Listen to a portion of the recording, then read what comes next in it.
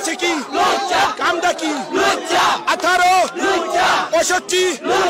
সম্প্রতি অসম প্রেম বিয়ের ঘটনায় আলোচনার কেন্দ্রবিন্দুতে রয়েছেন রাজধানীর মতিঝিল আইডিয়াল স্কুল অ্যান্ড কলেজের গভর্নিং বডির সাবেক সদস্য খন্দকার মুশতাক আহমেদ এবং তার স্ত্রী একই কলেজের শিক্ষার্থী সিনথিয়া ইসলাম তিশা।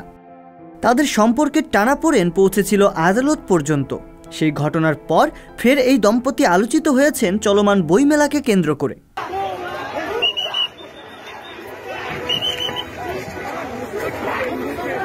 বাস্তবে তাদের কেউ না চিনলেও সামাজিক যোগাযোগ মাধ্যমের বদৌলতে হয়েছেন কথিত ভাইরাল। অসম প্রেম বিয়ে নিয়ে মতবিরোধের পর বইমেলায় বই প্রকাশ করে এবার ধাওয়া খেয়েছেন এই দম্পতি।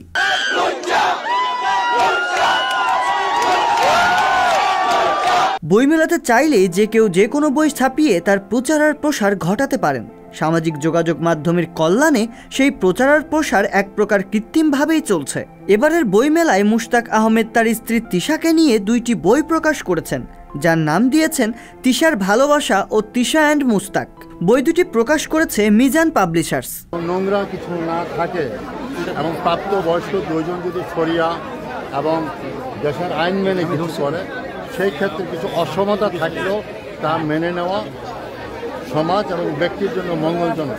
গত শুক্রবার 9 ফেব্রুয়ারি বিকেলে নিজেদের বই বিক্রি করতে স্টলের সামনে দাঁড়িয়েই প্রচারণা করছিলেন মুশতাক আহমেদ ও তিশা।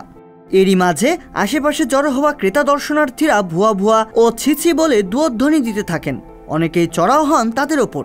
এ সময় আনসার সদস্যদের পাহারায় বইমেলা থেকে বের হয়ে যান তারা। প্রত্যক্ষদর্শীদের মধ্যে থেকে কয়েকজন জানান, কথিত ভাইরাল এই দম্পতি সমাজের লজ্জাজনক একটি সংস্কৃতিকে প্রতিষ্ঠা করছেন।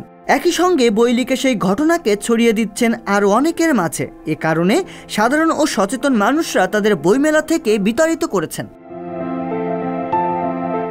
এদিকে বাবার বয়সী একজন মানুষকে স্বামী হিসেবে গ্রহণ করার মতো ঘটনায় সামাজিক যোগাযোগ মাধ্যমে সরব এক শ্রেণীর মানুষ।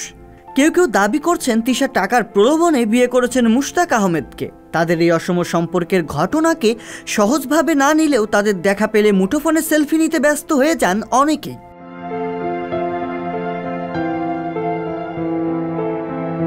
রিয়াজুল ইসলাম, সংবাদ প্রকাশ।